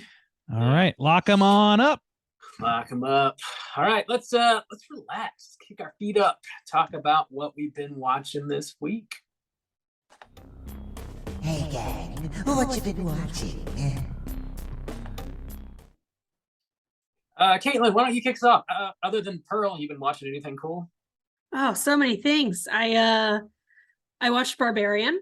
So I went to the Nice. theater like a little twice in 1 week there. It was a lot of fun. Have you guys seen it? Oh, Oh, yeah. Yes. Okay. Well, I don't want to spoil any main episodes or bonus episodes, but we'll connect on thoughts on Barbarian. But had a lot of fun with that. My friend that I saw it with is not. She's she's a solid horror fan. Colleen, she's been on my show a lot. She was recently on for Yeah. Raw, but it really scared her. She slept with the lights on and like blocked her Oh. bedroom door at the table. So Look, it really as- got to her. Wow. as someone who's been in my more than my share of Airbnbs, I mean, there was Yeah. some afterthought for me. I was like, I got a Hmm. 3 a.m. text that said, like, I can hear suckling. And I was like, babe, no, you can't. Like, no, it's all good. I finished up the new seasons of What We Do in the Shadows and American Horror Stories, which is the spinoff of American Horror Story. I've been watching Dahmer, or Monster, I think is what it's officially called, but the Evan Peters portrayal of Jeffrey Dahmer on Netflix. It's really good. I am an Evan Peters fan, but I like the way that this is focusing a lot on the victims and their families. It's just been really good. And then I also finally watched Cursed, or The Cursed, the one from this year. I think it's on Hulu, the werewolf movie. oh, So finally got around to seeing nice. that. Oh, and Sins of Our Mother, if you're into oh, the old true crime about Lori Vallow, Daybell. Very that's sad. one of the one I'm going to bring up as well. Oh shit. Nice. Ooh. Solid lineup of shit. Randy, why don't you jump in there? What you been watching, man? Yeah, sure. So yeah, Sins of My Mother, which is an excellent true crime short, in my opinion. It's I don't know. It's largely coming from the perspective of family of the victims, and like there's a lot of like hubbub right now, kind of around that Dahmer show or whatever about true crime and versus I don't know, fictionalization, exploitation, all that stuff. And buddy, I'm of a split mind about it, but this one I think is pretty straightforward. Pretty straightforward shit as far as they come, and I think it's like pretty shocking, but in a way that I think is very compelling. So it's a very compelling story, and it's like honestly is a pretty good warning sign for the cultural temperature, I think. So yeah, there's that. Barbarian as well. I got, for the first time, I got to see one of my personal favorite films on the big screen, and that was Clue. I got to see that in a Nice. fucking theater, and it was excellent. It was a dream come true, honestly. Had a great time. Rewatched Suspiria, the 2018 remake. So I got my Mia Goth fill this week for sure. Been rewatching Succession. It's still great. Been playing the board game Horrified, which is a Universal Monsters themed board game. I recommend it. It's a little confusing to start, but it's a lot of fun. And watched almost every episode so far of the 101 Scariest Moments on Shudder, that Shudder show, which is just like a little compendium of a little countdown of scary shots from films, some of which are very, very recent films. I was shocked how recent they went with some of them. But it's pretty light. I kind of just throw it on. I don't know that I would, go on. Oh, and I also watched a movie called We're All Going to the World's Fair. Very unique movie. Very strange and very interesting in terms of like being centered around internet horror subcultures. Yeah. Specifically the YouTube space. I think it's a pretty interesting fucking movie. I don't know that I love it, and I really don't want to watch it again anytime soon. Yeah. But it is a really it's just fucking interesting. I don't know how else to say it. I've You've heard seen it, good Juice? things. I saw it like this spring or whatever, because at the time, it was one of the top horror movies at the time. But then I was like, is this horror? But it's different. It reminds me of another movie, but I never can mention it without spoiling kind of what this movie, the twist of Off this camera, movie. Yeah. But yeah, I didn't love it, but I thought it was interesting. Yeah. I honestly, there's like literal YouTubers I have whose content I've watched who feature in that movie, like in bit parts. It's very strange. Anyway, so yeah, that's it for my list. Juice. Bob, Juice, Juice, yeah. Somebody. Juice. What you been watching? A ton of things. Adam's Family Values, or Adam's Family Value, whatever. Delightful film. I love it. Delightful. Yeah, so delightful. Charlie Brown. Eat me. Yeah. Charlie Brown, the Great Pumpkin, Charlie Brown, whatever. Also got to do it. Wonderful. Is your bit going to be not getting a single title right? Maybe. Whatever. I watched this thing for the first time, a Mickey Mouse Halloween Spooktacular, just because I typed in Halloween on Disney Plus. I was like, oh, what they got on here? And this popped up. They have some Mickey show, I guess. So this was just Is it's this only the like modern Mickey? I think so. It's only 22 minutes. It's got like this interesting animation style though that kind of in some ways reminded me of Ren and Stimpy. And I was like, it's got that wonky kind of look. Show. Yeah. So I like it. Yeah, I actually really liked it. They do a Frankenstein spoof, and it's like an anthology type of thing. It was pretty good. Watch Barbarian. We'll talk about that in some kind of capacity, but it was good. I like that. Casper, gotta do it. Watch Casper. Hocus Pocus, gotta do it. Watch Hocus Pocus. Wonderful per usual. I watched Resurrection. You boys saw this at that festival you went to over the summer. Yeah. I watched that. I thought it was pretty good, a little wonky. I'm still kind of thinking about it a lot, but good. It was good. We just saw her in The Gift. What's that actress's name? Rebecca Hall. Yeah, Rebecca Hall. I always want to say Rebecca Black, and then I get embarrassed because that's the Friday girl. And then you get it right, and then you mention how you usually mess it up and get embarrassed. Yeah, I mean the laugh's worth it. I can embarrass myself for a laugh. Don't rain on my parade, buddy. I watched The Grinch Halloween. Randy was right. That music is terrible, and I was pretty disappointed overall because it's not really actually about Halloween. So, I watched 3 episodes of Little Demon. Bob had mentioned that. It's pretty good, but also kind of try hard, I think, a lot of the time, but still like enjoyable. It's just sometimes I'm like, you guys are trying way too hard on this. I watched this new movie. It's a French language film from Senegal, I believe. Salam. I think it's on Shudder. I liked that. I liked it. It was pretty interesting. Cool film. I think that's when we had to miss at the Overlook Festival, wasn't it? Oh, really? Yeah. We were unable to watch it. We were conflicted on that. It was cool. I liked it. Have any of y'all seen it since? I think it's on Shudder now. Not yet. It is on Shudder. Saw it, Bob? Okay. Yeah, it's pretty wild, man. It's like it starts off as almost like an action movie, like a heist movie of sorts. Yeah. And then the spookiness gets interjected. It's pretty cool. It's not like much of anything else I've ever pretty seen. Unique. Yeah, it's pretty unique. And then also I watched the first 3 episodes of that Dahmer series, which the acting is good and they do it very well. I don't think I'm going to finish it though, because that shit is 10-hour-long episodes. And there's only so many times I want to see Jeff Dahmer jerking off. I mean, There are some. Stiff me to this anymore. Yeah, I might just go ahead and put pause on that series. But you like to see the veins in Evan Peters' forearms bulging. Yeah. So it's intense. They play it like pretty straight, and it's very, very, very, very disturbing and like really gritty. And he's jerking off a lot, so I'm gonna. I will say, not to spoil anything, but that does lessen.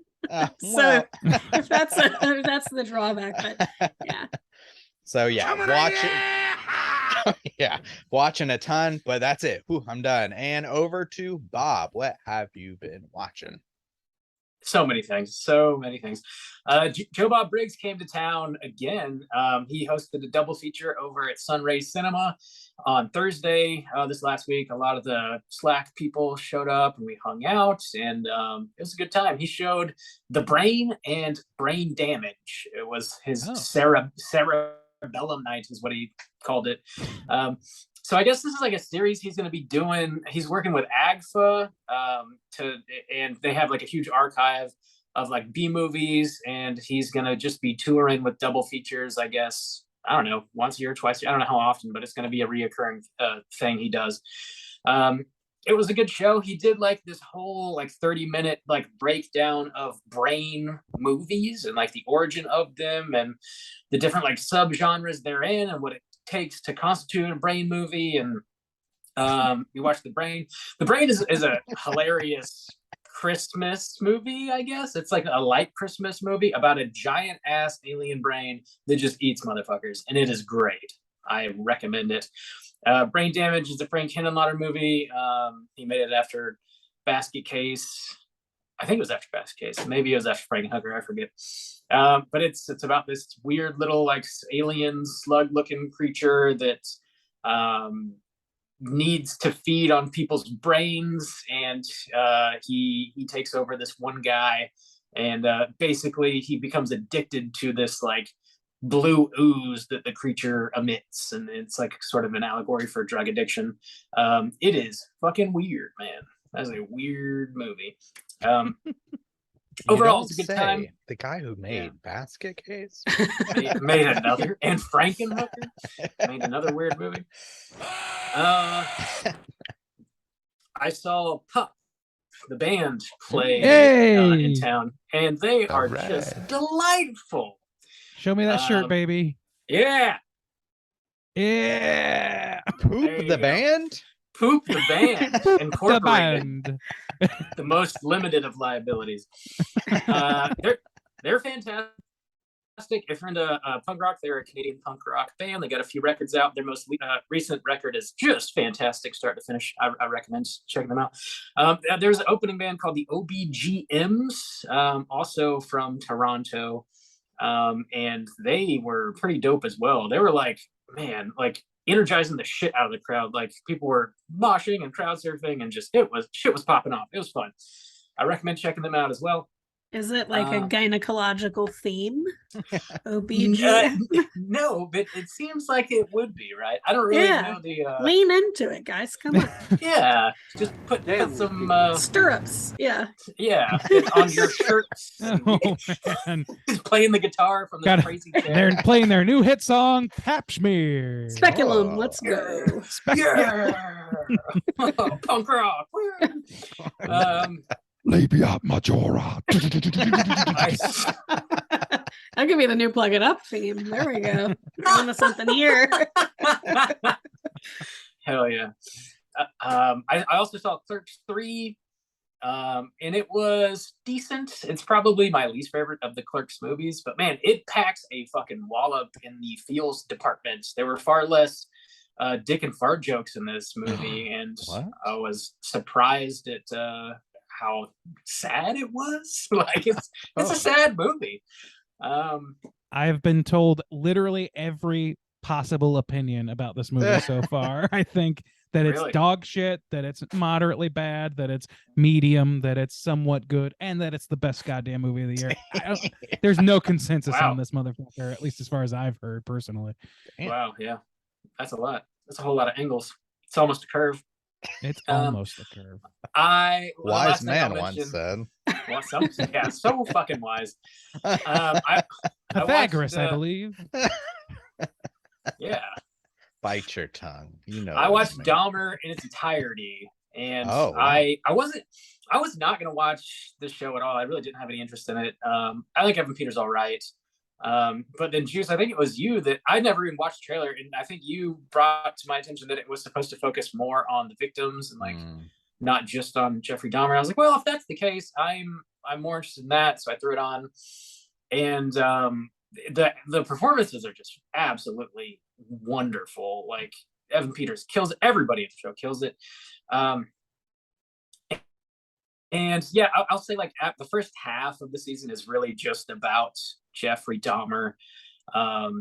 And I guess everything that went into him being the way he was, and then the back half of it really does open up and gets more into the victims and their families and stuff like that. So it's still like, I don't know that it needs to exist at all, and I gotta believe that any of the friends and families that have survived the victims are probably not stoked that it does exist. And like, that's usually my first thought is like, if I knew somebody that was killed by Jeffrey Dahmer and the show came out, how would I feel about it? You know, like probably not very stoked. So I don't know. The morality of it's kind of questionable, but like artistically, Maybe Ryan Murphy could like throw some money to the families or something. Sure. Like, come on, Yeah. Ryan That's the Murphy. one thing Yeah. Ryan Murphy definitely can do. Yeah, you're right. He's got the funds, Yeah. but it does like bring to light, because I didn't know a whole lot about Jeffrey Dahmer and like the cases and what happened. And damn, like the number of people that dropped the fucking ball and could have like helped or just completely stopped this guy. It's just such a long list of folks.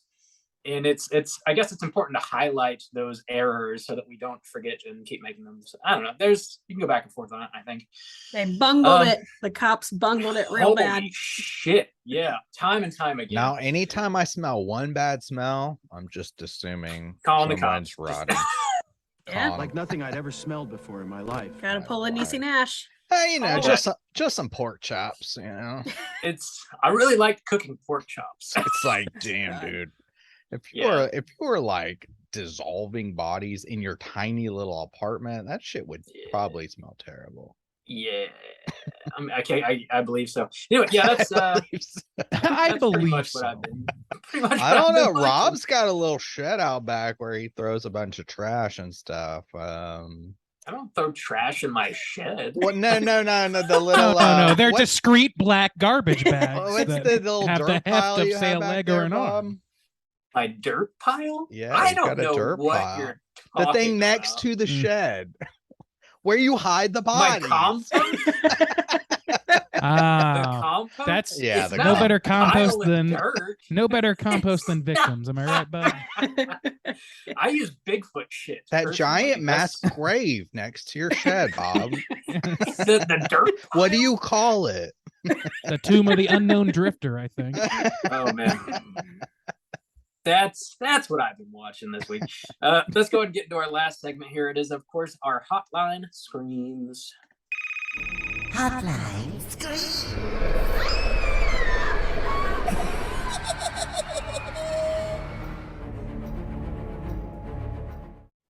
If you are listening, would like to call in and leave a voicemail to be featured on next week's show, hit us up at 904-638-3231. We got 2 voicemails this week. First up, we're hearing from Anna P. Let's hear what she has to say. All right.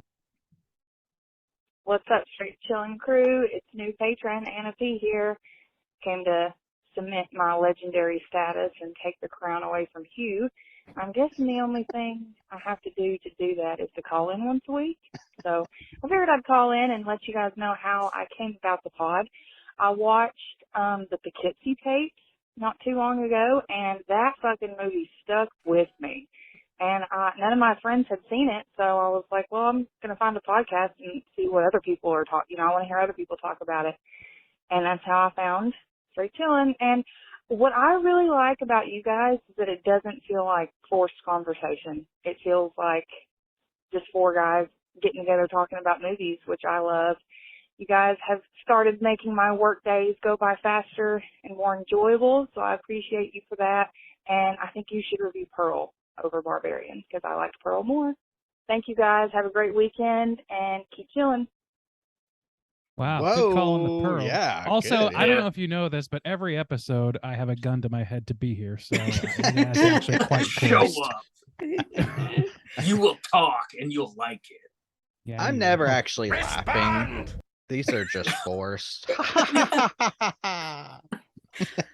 We're having fun. I'm aren't here we? of my own free will and volition. Yeah, thanks for calling, Thank you Anna. for calling, and I Anna. think Legend. You're That wearing was the pretty crown sweet now. of you. Yeah. Yeah, it's Uh, you. You gotta cop back in there and take it back. Yeah. We got a real Call us king of the hill back. situation here. You gotta knock him down. I Tell like us about hearing how how you're- people have found us, though. Yeah, that is cool. Poughkeepsie Tapes is Hey, like call in and tell us more about us. You know? Why do you love us so much? What? the old Poops Tapes Who's is like your one favorite of our host? I think that's And one why of our is it most me? watched episodes on YouTube, actually, for some reason. I don't Yeah, know it why. is. That's one Like- that always pops up. Yeah, I think And people I'm not on assume it. they're gonna find the movie. That's probably why. Find it's the so movie, successful. yeah. Like, fuck these guys. We had that at Bloody Good Horror too. Be like, this sucks. Yeah. This is Yeah. not even the movie. It's like, sure isn't. That's What do you not. think YouTube is, friend? It's labeled movie review. Yeah. Yeah. They VG put it in the reviews. This put it- sucks. put it in the Fucking title. idiots. I want It's to just see idiots murder. talking about the movie. Yeah, man, that's our brand. Yeah, but it's not forced. Yeah, Not thanks, yet. thanks, Anna. Appreciate the support. Appreciate the call. Hope you're doing well. Next up, we're gonna hear from our boy Brandon. Let's see what he has to say. Uh-oh. Yo, what up, bitches? It's Brandon. Just had a crazy night. Started out, took an edible, so that was pretty cool. And I was trying to figure out something to watch. So, put on Puppet Master, and then I turned it off because that was me. And then Randy there told me to watch some shit on YouTube. I can't even remember the name now. Anyways, Everything is Terrible, the movie. Boom, got it. Don't even worry about it. And that was blowing my mind. Couldn't handle it. So I went back to Puppet Master. And then little did I know how Puppet Master would blow my mind. The beginning is pretty boring. Randy did tell me that, so didn't know it's gonna be about a bunch of psychics, friggin' wild shit. But by the end, there's like a doll. It has like fucking leeches coming out of its mouth, and it was like there's like the strong man. Oh, great movie. 5 out of 5. Can't wait to watch number 2. Anyways, Q, I know you're listening. You fucking rock, dude. Peace. I'm sorry, do we have a QAnon presence in our family? I think he said Hugh, but Hugh. it didn't sound Oh, like He Hugh. said Hugh. He said Hugh. Hugh has become like this Follow folk the plan, legend on the brother. Slack. Yeah. Yeah. No, Oh, that's Lord. fucking great. I mean, Puppet Master has a very close space to my heart. It's one of the earliest horror movies I ever saw. It's like one of the first 3 movies I ever saw that were in the horror genre for sure. So I love it. But also, yeah, like when he said, "Oh, I'm gonna watch this fucking movie and get lit or whatever," I was like, maybe not Yeah. the best movie for that. I'm glad that you stuck it out and got to where you wanted to go. But for me, put on the just visual crack that is Everything is Terrible in any form, and buddy, I'm satiated. It's like it's just nonstop nonsense. If anybody wants to check out something that is just it's just mind-blowingly dumb and silly and nostalgic, check out Everything is Terrible. The movie in particular is what we're talking about. I recommend. Nice. The ever sober Brandon. Thanks for calling, buddy. Sober as a judge. As a judge. Oh man, always good to hear from you. Hugh is great. Yeah, everybody's talking about Hugh these days. What's going on? Again, feel free to call in at 904-638-3231. You guys have any prompts you want to throw out there for next week? It's last I week just of want to September. say that I called in, and I want you guys to know that Randy the cat did great. I did great. Nice. He's Good. living. Congratulations. He's All right. thriving. Woo! It was very scary, but he's alive. Good, So- Pulled it good, out. good. Nice. don't know what death is. Thank God. for that. Yeah. You're right. Well, that's great news. Yeah. It gave me anxiety, you expressing your anxiety Oof. about it to me. To us, rather. My I was like, biggest oh fear. god, yeah, I see your full point, but Randu the cat. That's his new name. So ooh. Yeah, last week of September, heading into spooky season. I was What's your thinking- costume this year? Ooh, I like that. What's the Yeah. costume? What's Give that me some costume? ideas. I got 4 weeks. Do my thinking for me. Yeah. You could be what an are you American dressing up werewolf in as? Korea. Ooh, It's pretty good. I like that. You should just be Soul Juice. Soul Like, juice stain. Dress up as a juice box and write soul on it. There you go. Like the Soul Glow logo, but with juice. Okay. There you go. It's done. It's done. It's done. Get the juice now. Get the juice now. Thank you. There you go. There you go. Come on, Bob. You have a little faith. Yeah, I was thinking, since, spoiler, we're going to be talking about Simpsons Treehouse of Horrors next week. Colin, let us know what your favorite Treehouse episode is. Or best segment from episodes, what is it, 7 through 10? I forgot to mention what you've been watching. I Treehouse, finished 7 through 10. like the latest, I had like 5 left to go. I will say one of the I think it was the last one that came out. One of the spoofs they did was Bambi. Ooh, wow. What? Somebody had to do it. I mean, whoa. Weird choice. Woof. All right. Well, so yeah. What's some of your they favorites? Murder Marge. Oh man, I don't even know. It was bad. It was bad. Bad as in literally bad, or bad as in no, like bad as in literally it made you bad. feel bad. No, it was literally well, bad. shocker. Yeah. Wow. I had a reputation in high school for being like the Simpsons girl because I wore a lot of like boys Simpsons t-shirts. And when we were covering Poe in like, I don't know, 11th grade or something, there's one of the Treehouse of Horrors does the Raven. The Raven, yeah. And I brought it in, and my teacher was pregnant at that point, and she was just like, I don't care what you guys do. So we just guys watch The Simpsons like the rest of, because I brought in like a season, like, because I was like, was my thing. So then we watched it the rest of the class, and I was like the hero of the moment. Nice. It was great. Hell yeah. Love the what's Treehouse of Horror. What's your favorite Treehouse of Horror? And I think we did, you know what? We did one last year too, which might be good with that upcoming episode of if you could take a movie that hasn't been done as a Treehouse spoof, like what would you want to do? What would you want to see? Oh, damn. Yeah, done as a Treehouse spoof. That's tough. That I don't is know. tough, man. There's Pearl. I mean, Pearl. why not? Lisa is Pearl. Yeah. Ooh, Good, wow. I did for the trivia that I host, I did include the Treehouse of Horror like song, like the Simpsons theme. And luckily like about half the people got it for trivia, because I was like, you have to be specific. You can't just say the Simpsons, it has to be Treehouse of Horror. Yeah. Nice. Yeah. Treehouse of Theremin's Terror. edition. Right, Yes. Randy? Treehouse Someone of did write that. Terror. Yes. Someone did write that. I mix that up Randy all the fucking says time. all the time Randy during says our that. I mean, review. it's my real it's my Rebecca Black situation all over again. You would not have gotten the point. I'm so sorry. That's all right.